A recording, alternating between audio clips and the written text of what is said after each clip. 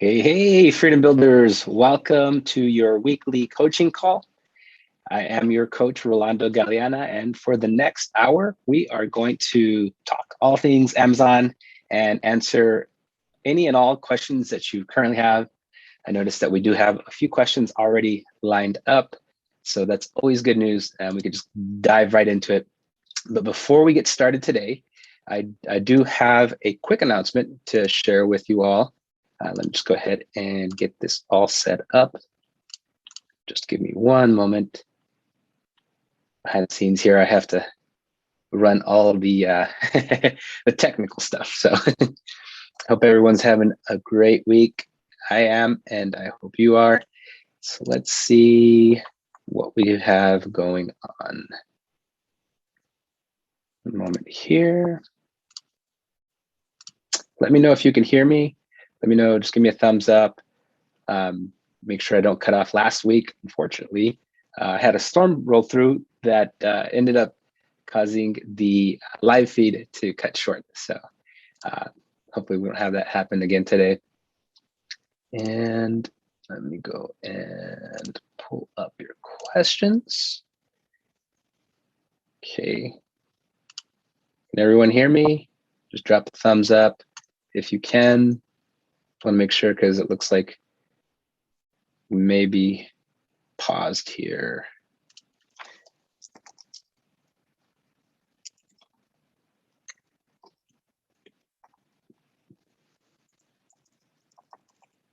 Okay, sounds like I am good. Brett gave me the thumbs up. For some reason, I show on my end that it's just paused. But if for any reason it does pause, just let me know. I can still read the thread. I can still read the comments coming through. But for some odd reason, I see that it's like it looked, or at least appears to be, that I am on pause. So let me go ahead and share what I have for you here. Share my screen.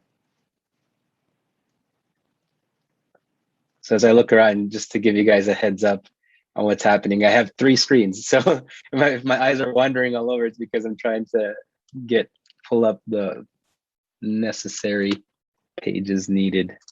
So let's go ahead and get this going here. All right. And just wanted to share some good news with y'all. Okay. Just one more moment, if you can bear with me. All right. Just keep dropping those questions. We'll get through them. And let me share my screen. So I had some good news here. As you all know, as a Freedom Builder Bootcamp member, you have lifetime access to the course content. And our goal is to constantly provide you with new content, fresh content, keep you up to speed with what's happening.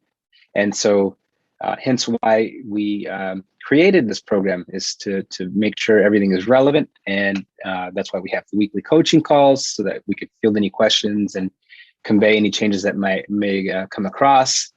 But we do have some additional lessons or courses. I guess we can call them mini courses, because you're probably familiar. If you go to freedombuilderbootcamp.com/library, you'll see, you would typically just see this here, the Freedom Builder Bootcamp course. But we've added JungleCon 2021. This is excellent content. If you haven't gone through it, this is just phenomenal. You can go into that library, and this will be available later today. It's not available right now. I just wanted to give you guys a heads up of what's to come. And you can see here, there's several sessions that were recorded earlier this year. We want to make sure that they're all there for you to go through and learn from basically the best, the best. We've been able to interview. We've got Stephen Pope, Tatiana James, Joshua Chris, Dan Voss. There's just several rock stars in here kind of giving their top secrets. There's no sequential order in this, but you can come in here and kind of pick and choose which topic is of interest to you, and kind of immerse yourself into that. And when I go back as I was showing you earlier. So not only do you get JungleCon 2021, but we've added this new mini course as well, the advanced lessons. So these will be available to you later today as well. So both of these mini courses will be dropping, and we're just going to continue to add here rather than in the original course that you're familiar with. This one here, we'll continue to add the weekly coaching calls here in the Freedom Builder Bootcamp course, as you know. And so we already, you have all this is like your base, your foundational teachings. And then of course, you've got your bonus product research hacks here, as well as all the every live coaching call up through last week. So if you ever want to go back and play it back at like a 2x speed, or I like to watch a lot of this content at 2x speed. I can pause when need to, when I want to catch something, a little slower pace. But yeah, so then you got the advanced lessons now. So make sure to take full advantage of that. And that's it. That's all for the announcements. And like I said, just be on the lookout for an email that will go out later today. If not today, first thing tomorrow morning. Our team is working to get that all pushed out so that you can all have access to that. So at no extra charge. So isn't that amazing? I would say so. So let's go ahead and see. Let me double check because it seems like my stream might have cut off. Can you hear me?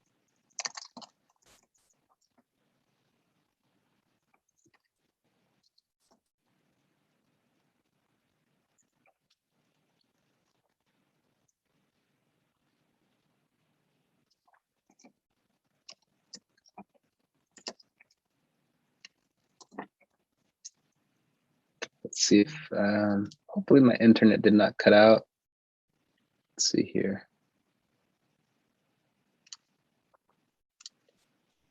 Not sure what's been happening with my internet. So let me know if you can see me. I'm gonna perform some tests. Okay, great. Brett confirmed. I can't see that it's functioning. So if at any point in time it cuts off, just throw a message in there. Hopefully, yeah, hopefully we won't run into any problems like last time. Let's see here. So, okay, perfect. So let's continue on. You can never, it's just one of those things, right? We always try to do our best as far as preparedness and to make sure that that technology works great, but if it's not one thing, it's another sometimes. So let's start off, and Nathan has the first question, and it looks like Nathan is asking, let's see here, as I expand this question. So it looks like it's a tax-related question. So let me precurse this. I am not a tax attorney. Any advice that I share with you is just from my personal experience. So I would always recommend to speak to your tax attorney and your attorney if it's in relations to an entity. But I will give you my experience. So Nathan asks, "Hi Rolando, this is Nathan. I live in Canada, just registered in LLC in Wyoming. While trying to sign up for a Payoneer business account for the LLC, I was held up at the section requiring an EIN, which I thought we did not need if living out of the country. While trying to sign up for an EIN, I was held up at the section requiring a Social Security or ITIN. Do I need to get an ITIN to get an EIN so I can sign up for a Payoneer account, or am I off track with this? Also, my accountant told me that I may have issues with double taxation with the IRS taxing any income from the LLC while I am also being taxed in my personal tax return in Canada after withdrawing funds from the account. Have you heard of anyone having these types of issues? And if so, what can I do to avoid this?" So I guess I could tackle that last question first. There are several Freedom Builder Bootcamp members that are doing exactly that. They're selling from, they're sellers situated outside of the United States, Canada, the UK, and they're selling in the US. So it's a very common practice to do so. Reason being is, of course, the United States is just one of there's just so many customers. There's just so much more traffic being generated in Amazon.com, right? Amazon US. So that's why it is a great launching platform. So to answer that, yeah, it's definitely a common practice, and not many people run into issues because of there's been over time there's been different treaties, in particular with the United States and Canada when it comes to taxation, things like that. So it's just a matter of when in consultation with your tax attorney to be able to kind of like iron out and flesh out like what it is that you will be paying taxes on. Now, LLCs, just to give you a little background, are what we consider a pass-through entity. And so taxation is passed on through to the individual. Corporations are slightly different.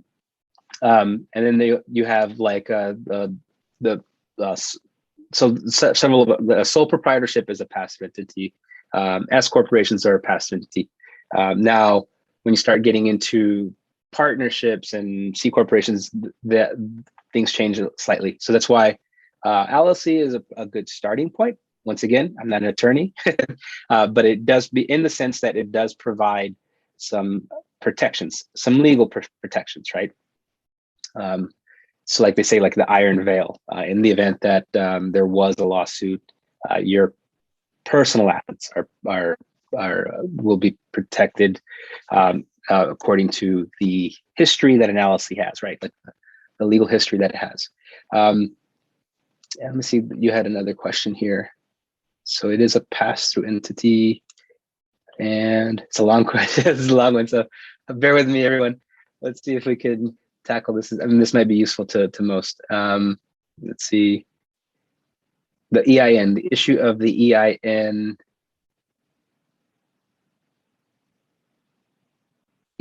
Now, something that I actually kind of going because you say, how is a limited liability company taxed? Now, once again, as I mentioned, it's a pass-through entity. However, the reason that EIN is required is because Amazon FBA is an interesting form of business, right? Because basically you're sending inventory into the United States, right? Say from China to the United States, and it's going to fulfillment centers throughout the United States, right? And in the United States, each state has different sales tax, different guidelines, and so that's where an EIN is important, because there may be sales tax associated, and there will be sales tax associated with where your inventory lands in that particular state, right? So let's say it's in a state like, there's inventory in New York, where New York will have sales tax, right? Then there's what we call the tax nexus. Now, I'm kind of getting way into the weeds because this isn't something to alarm you, and this is something to worry about. I think tax nexus, one, Amazon has made it fairly easy to pay sales tax, in that it's just a setting that you go in and you activate, or as you're setting up your account, you can set this up automatically where Amazon will pay sales tax to the different states, right? That it has warehouses in, and that it has paid sales tax. However, the Nexus gets a little more complicated. So that's why what I'm going to do, I'm just going to drop a link. You can kind of get an idea. Do not be worried. Most people don't really encounter sales tax Nexus issues until you're very well established, and you can definitely address it through. This is something you'd want to address through your attorney. So that's why an EIN is required, just because FBA is a different business model, whereas it's not being warehoused in Canada, right? It's being warehoused in these various states, and so then different tax code, different tax law applies. But not to be alarmed, not to be confused.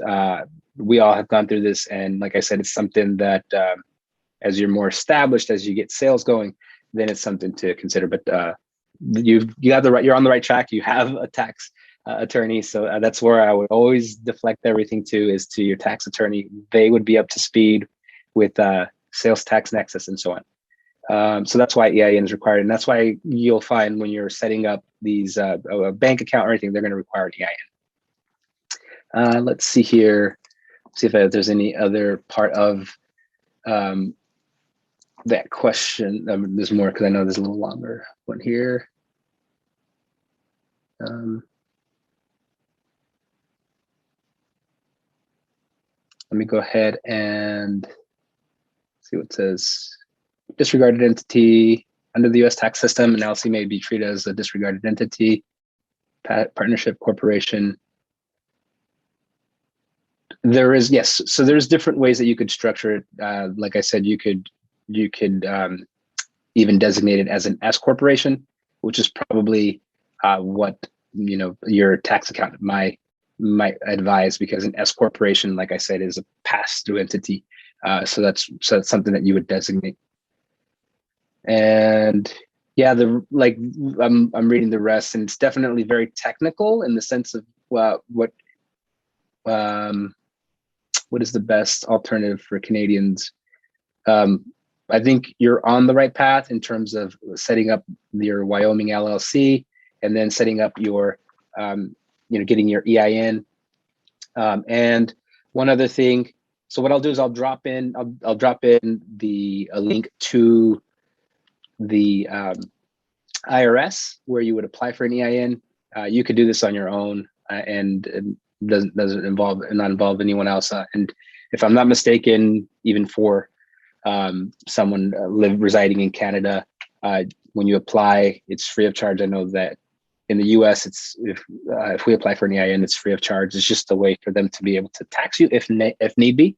And then the another thing that I would suggest is maybe look into. I know you're looking into a Payoneer. Alternative to that, and I'll drop a link, is OFX. OFX is an exchange, so it kind of functions like a bank. And from what I understand, some sellers, foreign sellers, when they use service like OFX, the exchange rate is more cost effective. So you can have a little savings there. So I'll drop a link to that for you. Other than that, I think that let me just drop those links and we can move on. If I missed anything, definitely just kind of fill me in. But like I said, I'm not a tax accountant, so I can't advise 100% as to what what you should do. But I can give you like a sense of general direction. And it's a very common practice for foreigners to use that method of setting up an LLC and using, let's see here, let me give you the link to OFX. This might, in fact, there's like a little, let me see here.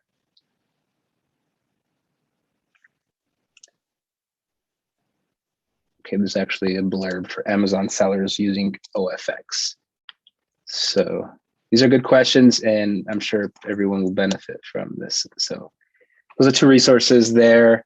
Let's see if, yeah, I would say those two should get you off to a good start. All right, next question comes from Ben. Hi, I'm working with a designer on my logo. What file types should I request? They send the final artwork in. I've read that EPS files may be best for print and SVG files best for web, but wasn't sure if there was any best practices I was missing. Thanks in advance and appreciate the time and care you guys put into helping. Thanks. I have found that the most effective file type is a PNG. It's just a very versatile file. It can be used for web. Now, if you're going to use for print, then you'd use a different file type. But 9 times out of 10, you're not doing print. This is all web-based, right? It's going to, the photography for your product photography can be a PNG. Your website will use PNG. It's just it is a very common practice to use PNG as the file type. So that would be my recommendation. Now, if you're looking to be able to manipulate the files, now you're going to want the original file type, right? So EPS is the original file type of what they're working with. you can go in and use something like Photoshop or to go in and make alterations and changes. Whereas a PNG file, you really can't make alterations. You could only layer stuff on top of a PNG file in a tool like Canva or even Photoshop, but it's just, you can't alter or move any dimensions. So I would suggest to get both EPS, I mean, all file types, to be honest. If you can get EPS, SVG, and then ultimately the one that you will use is PNG. Because if you don't have software like Photoshop, then you're gonna need to convert those files. So just get those files in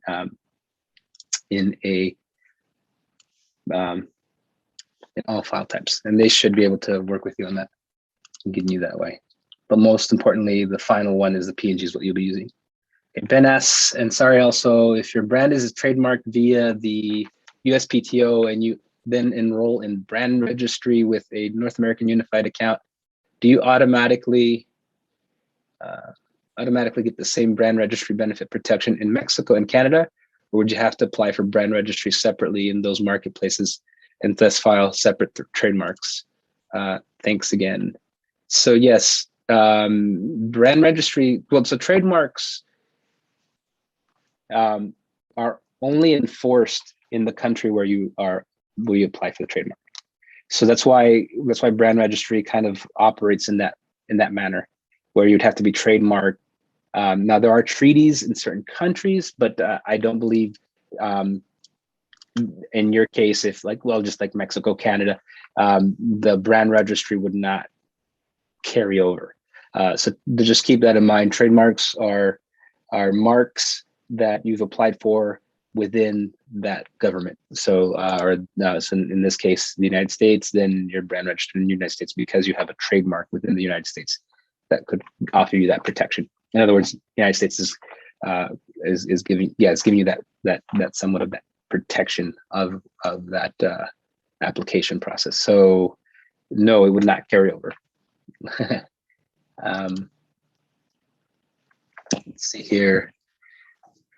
All right, so that appears to be the previously submitted questions. Let me go ahead and jump into the newly submitted questions. Wow, got quite a few.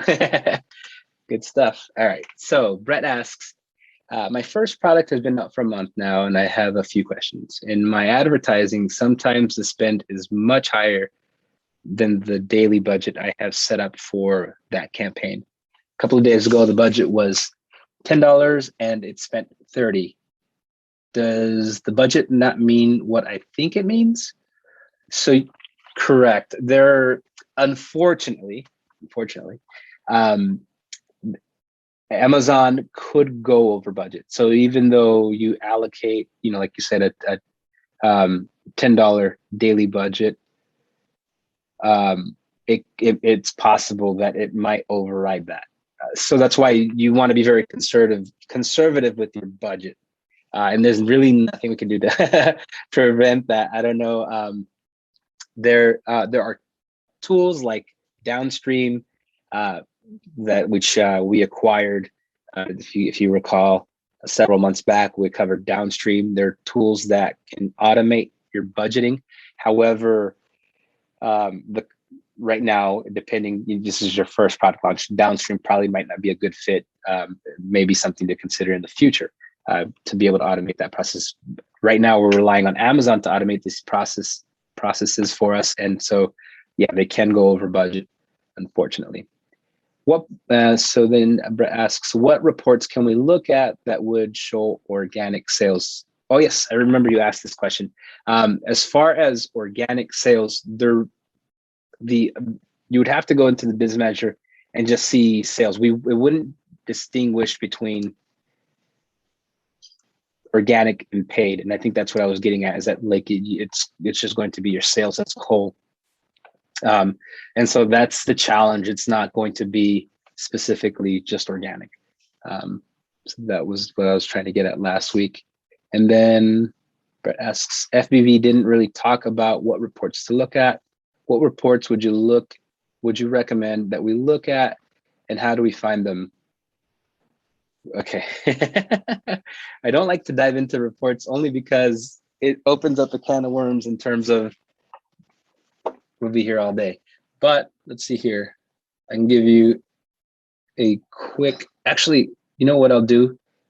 Brett, I went through reports a couple weeks back.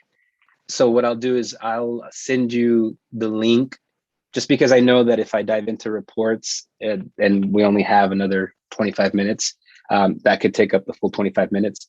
So what I'll do is I'll send you the link of the screen share that I did with reports, as well as a good resource on Jungle Scout that we have for reports. And then, you know, once you looked at that, if you still have like specific questions, we can definitely dive into that.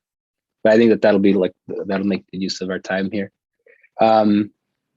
When I'm sending directly to Amazon from my manufacturer in China, do I use their address for the ship from address?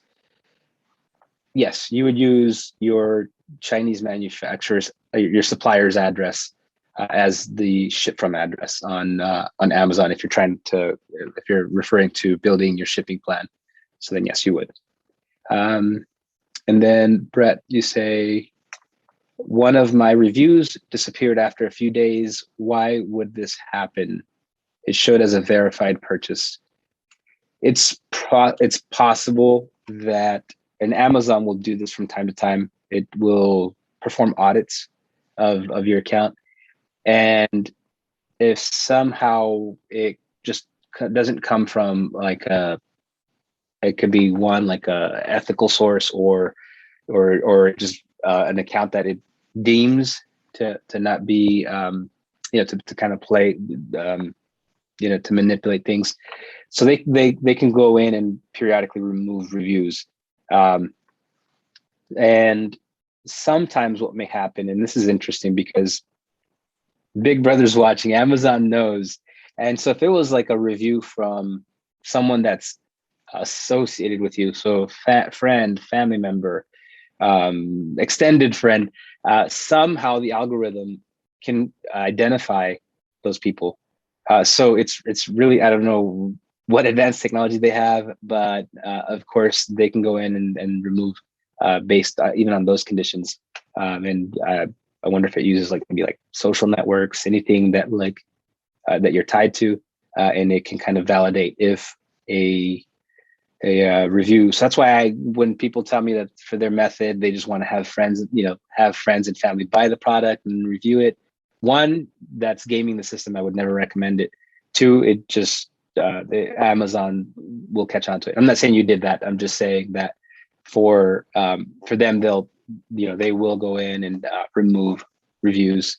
And it might be more from the standpoint of the account that reviewed your product was deemed to be doing something inappropriate, and so then they just removed the account as a whole, or the reviews that person was providing. All right, and actually, let me get that video to you real quick. See if I can just dig it up so I don't forget. Give me 1 second. I'm just gonna dig up the video if I can find it.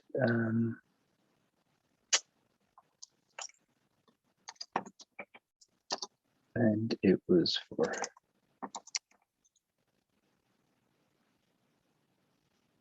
all right, found it. So let me go ahead and just drop this. Let me drop this link inside of, this will help you out a lot, Brett. Let's see here.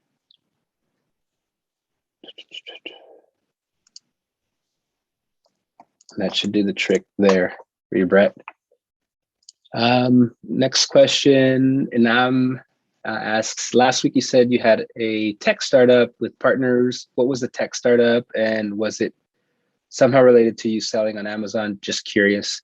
So I started a company called Cueva, and basically it was not associated. I didn't even know you could sell on Amazon at the time. I was my background, well, I have several traits, but mobile application developing was my background, and we were developing an app where it's kind of the way we called it was the Airbnb of self-storage. So the concept is you have extra space in your garage, basement, attic, and your neighbor is looking to store their goods somewhere, and they can just pop open this app and look at you, and for a very nominal fee, just kind of keep their goods stored there, their bikes, their surfboards, whatever whatever could fit in there, and you would charge, on a per item basis. So on the one end, you have the host who's making money for that space, and then you have the actual store, the hostee, I don't know, storing their goods there. So that was the concept, and we took it pretty far.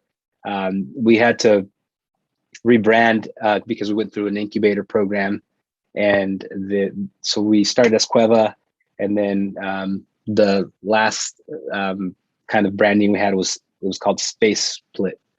So yeah, but not related to Amazon at all. So once that once that ended, I decided that because a lot of attention was the partners, they were just lazy, and so if you want me to put it just out there, and so we couldn't advance, because of we weren't meeting deadlines, and we had investors, and so I just said, let's dissolve this, and I'll become a solopreneur, and haven't looked back since. I mean, some people can make partnerships work, and in this case, it just did not.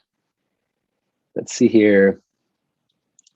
Nam asks, I envision my business to be very big someday. I'm just curious, in your Amazon business, who do you have as your mastermind team members, and who would you like to add or like to have to better assist you in your business? What is your strategy for growth besides launching more products? So in my mastermind is actually, believe it or not, is the people that I bring on to this call. So you have Lenny, you have Cole, you have Brian.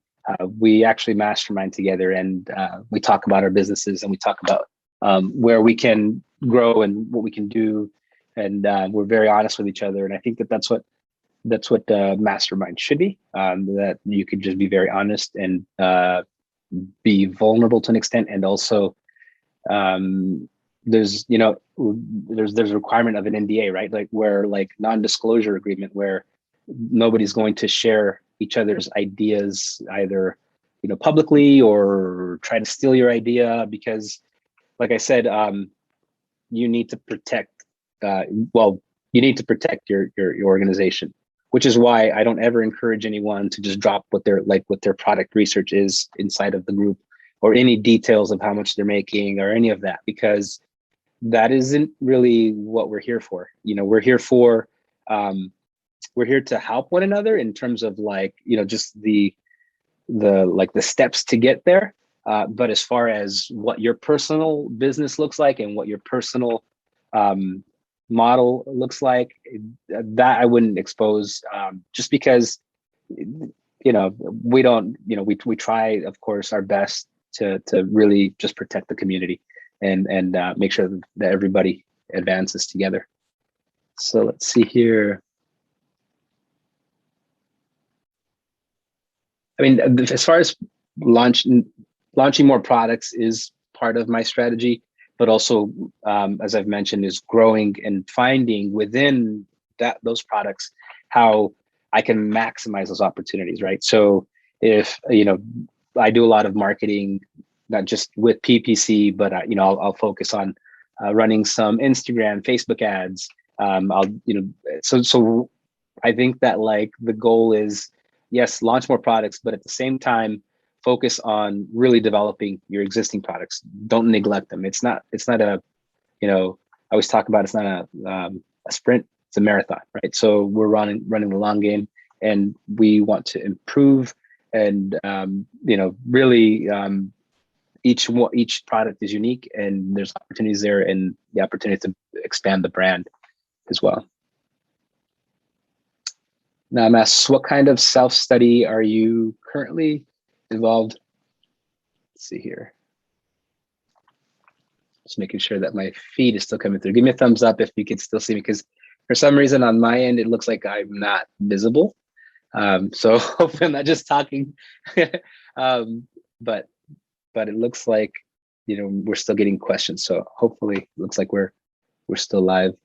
What kind of self-study are you currently involved in that coincides with the value of your Amazon business? So as far as self-study, I think this is one of the dynamics that makes or breaks an entrepreneur, or just makes or breaks a career or anything, is stagnation, right? I think a lot of times when you start to see stagnation is when either if you're an entrepreneur, your business is going to start to dissolve, or just kind of like break apart, or not really get anywhere. It's not going to have upward momentum. And then even in careers, the same thing. I think that a lot of people go get a college degree and then feel that like they've made it, and that's and they stay there. So a huge part of growth and development is going to be your ability to self-educate. Don't rely like entirely like on one thing, right? So because the resources are out there. So I read extensively books, and along business mindset books, and entrepreneurship, and just the space as a whole. I love blog posts. I follow some great entrepreneurs, Greg being one of them, right? I have access to Greg, and so like I learned from him extensively. So yeah, I would just say just continue to develop the skills, and a lot of times the skills that I've developed have been just through like taking some time to find something. For example, when I wanted to learn how to do Facebook ads several years back, I just learned that on my own. I didn't need someone to teach me in per se, because I just was able to find the resources and just do. So a lot of it is just doing the work, right? And then you're going to run into a something that you're not familiar with, a roadblock, and then you kind of research that, and how do I solve this problem? So it's like life is just about continuously solving problems. So if you have that attitude of there's always going to be problems, like problems will always arise, but if you have the ability to navigate and determine how you're going to solve that problem, is going to be the biggest asset that you could ever, or one of the greatest things that you could ever do for your business and your well-being. Let's see here. Nam says, thank you. I love you guys. Awesome. Love you too, Nam. Really appreciate all that you guys do. Thank you for the help with the Freedom Builder update. Yeah, I'm really excited about that. You guys, as we talked about earlier, you'll as a lifetime member, you get access to all this cool stuff that we continue to develop for you. So enjoy that. Take definitely some good lessons in there to learn from. Dennis asks, hi, Rolando, I'm close to ordering my first product. I noticed that the Q4 times are past the cutoff by the time I would be able to have it into Amazon and get everything ready to go prior to holidays. Do you suggest waiting to trying to order as soon as, or order as soon as possible? I'm from the frame of mind that, to just do it, like even the opportunities are not go well beyond like, Black Friday and the holidays. The new year presents some different opportunities. And so that's why I say, don't delay, like just keep moving at the pace that you can, at the most, at the fastest pace that you can. I know for some it's a side hustle, so you can't devote as much time, but definitely notch out that time. And don't let like the fact there's no deadlines. Just keep that in mind. There's no such thing as deadlines. It's just that we kind of can see, okay, we can forecast and say, yeah, if I order something now, if I factor in the lead time, which might be 20 days to manufacture the product, and then another, right now, shipping is just, it's gotten really congested and delayed. So then, add another 50 days, let's say. Usually it's like 45 days, but 50, 60 days. Yeah, we're probably not going to, the product is not going to arrive at Amazon's fulfillment centers in time for Black Friday, let's say. But who's to say that it won't make it in time for, Christmas, or who's to say that it won't make it in time for the New Year? So there's just, and the way that the buyer's mentality right now has really flipped. A lot of people are now switching from in-person, shopping to more shopping online, and Amazon's, obviously has benefited from that whole mindset. My elderly mother, who never couldn't even operate like definitely not a computer or like a cell device. Like, she's so savvy on mobile now, like on her iPhone, and she shops online, which is odd because I would have never expected that. But she does it. And so that's a lot of what's happening. And so that's why it doesn't matter when your product arrives. It just matters that it arrives. So just focus on make a plan to just make it happen. But good question, Dennis. And I'm asked about Freight Forwarder from our Facebook group. Some group members claiming to be freight forwarders are reaching out to me. Do you recommend I use them? Are they legit? I don't want to run into some kind of scam. Thanks.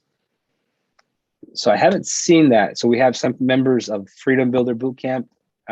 Nobody should be in any way pitching, just for the protection of our members. So I would advise don't use them, because we have never vetted anyone in there.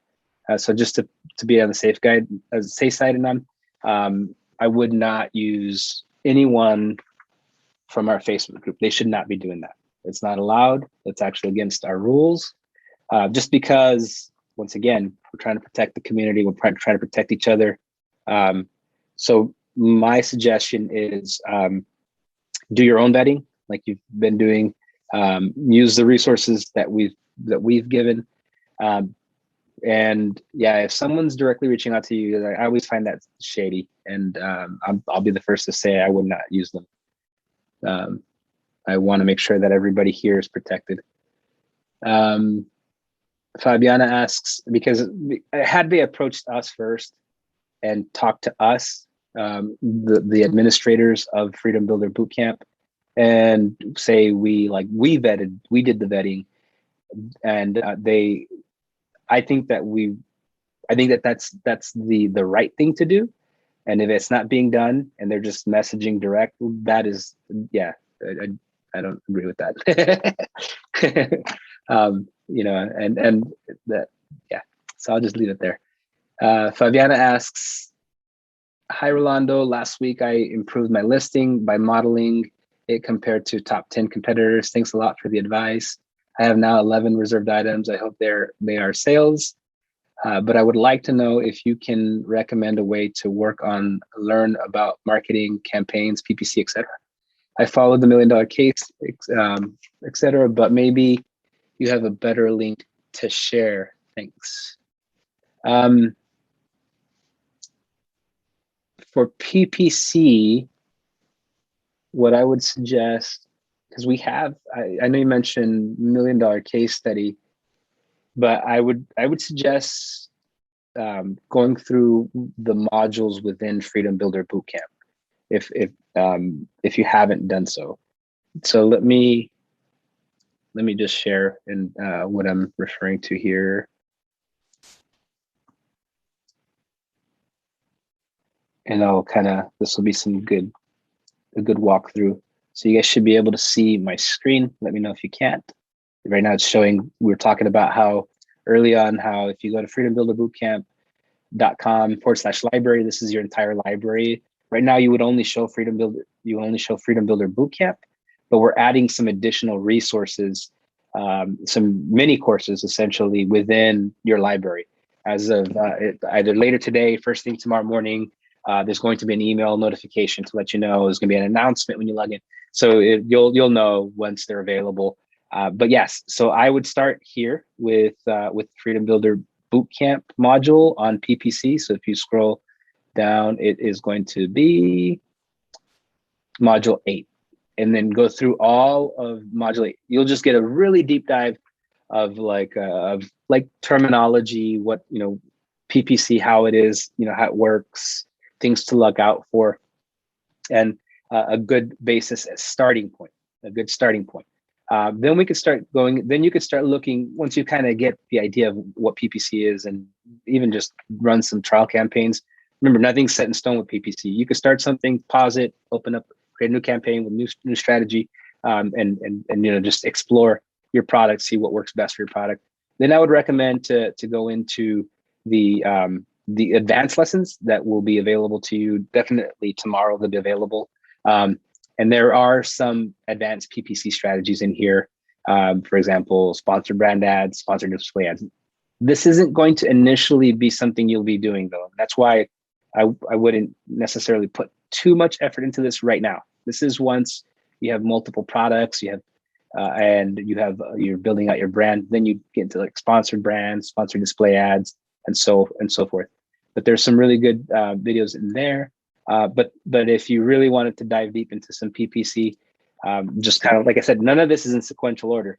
So you could just go in here and like look at the different lessons that are of interest to you, because there is PPC, there are PPC, like all about advertising, Amazon search, and PPC expertise. So just kind of look for those different lessons, and you'll get more in-depth information. So the first connection, the glue that binds it all, definitely go through Freedom Builder Bootcamp, because it's going to show you the very basics, because that's where everybody's at typically, right? The starting point.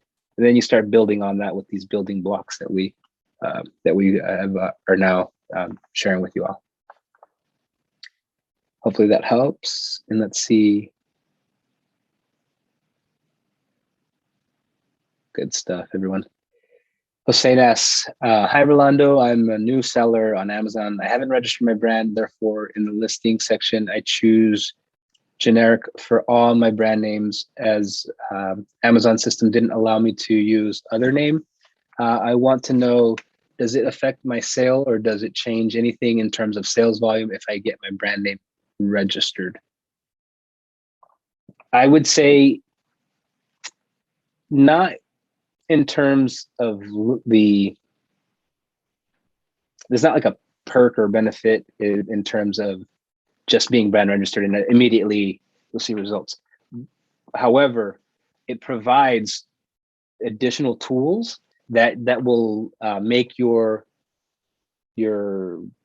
product, your offering more attractive, right? So that's what brand registry does. Is it really makes it more attractive for someone to eventually convert, right? So for example, one of the benefits of brand registry is that you could have a video and not only do you have images, but you could have a video showcasing your product. So that's huge. That's awesome to be able to have that additional perk. In addition, you're going to be able to have A+ content. So it's just kind of like you're able to tell your story more, tell your product story, and really walk that customer through to finally eventually just say, what I'm going to buy this. So that's why I say, well, it's not so much that it being brand registered is going to immediately give you the results. There's going to be effort and work that you're going to have to put into to make it more lucrative. But the more lucrative your product looks, the more that you can entice someone to buy, the better. The higher your conversion rate. And at the end of the day, Amazon's algorithm is looking for clicks. It's basing your clicks and conversions is what it's really your BSR is all about. So if you could get someone to click and convert, then of course that starts to bump you up organically. And so that's why, yes, it is a huge factor in long-term success. Let's see, did I answer your question? I hope I did. Let's see. To know, does it affect my sales or does? So yes, like I said, in the grand scheme of things, it does affect your sales because it does. It just a click becomes a conversion, which Amazon loves, right? Because it's that's the whole point of their algorithm. So Nam asks about Amazon Choice Badge. What is it? can you tell us some information as to how I can get it for my product? The Amazon Choice Badge is going to be a direct reflection of being in the top 100%. Well, actually, let me just share something with you, Nam, because I just saw I saw you said thank you. I mean, Hussein. Let me just share something with you, and then I'll jump into that, Nam, because so if you come here, this is actually really good.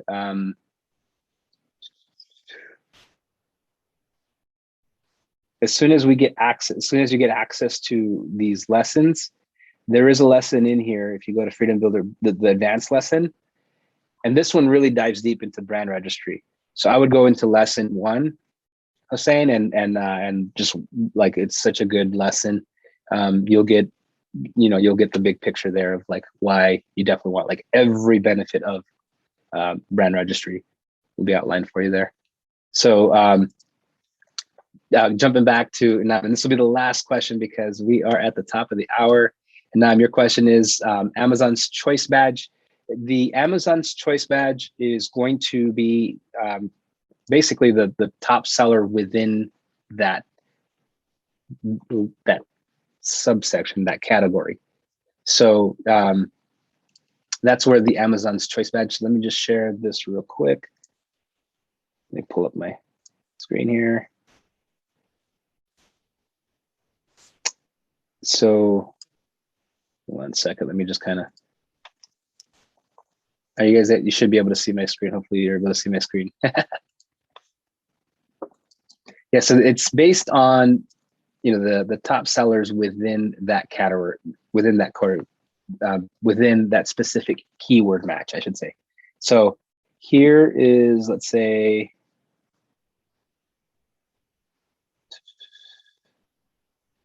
so Amazon's Choice.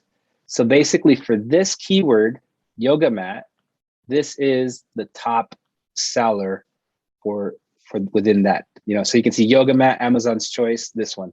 Thick yoga mat, Amazon's Choice.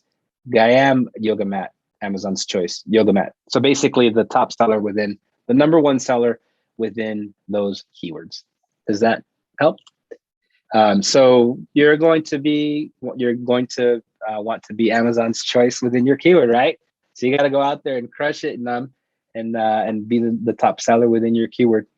You might have multiple keywords, but your main keyword, if you could become Amazon's Choice within your main keyword, it's huge. That's obviously where you want to be. And you want to be within the top 100 as well of sellers. So within your overall category. So like if I go into here and I go into, I passed it. The product details, and then this person's number 40 in yoga mats, right?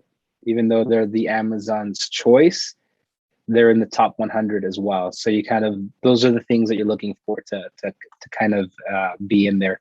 So the best sellers in yoga mats, the category yoga mats, but then to be the Amazon's Choice, it's not only that you're the best seller in yoga mats, but you're the top seller within that keyword for your product, because the category might be a little broad, right? And then your keyword might be is more specific. All right, so that concludes today's lesson, or not today's lesson, today's coaching call. It's always so much fun joining you all. This is the highlight of my week, as I always mention. And let's crush it. Let's continue to grind and make sure that every day is a hustle. You can see I have my, I don't know if I can, hard to point to it, but my sign that always reminds me. I have my dream board here. If you can tell, it's got all different inspirational things, so that the moment I walk into my office, I'm inspired and ready to crush it. So same with you all. You've got some additional resources coming your way here within the next 24 hours. Like I said, definitely hit up the JungleCon 2021 and the advanced lessons.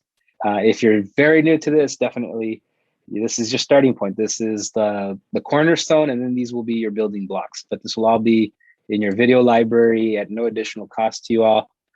And yeah, so keep crushing it. and we will talk next week, same time, same place. Take care, everyone.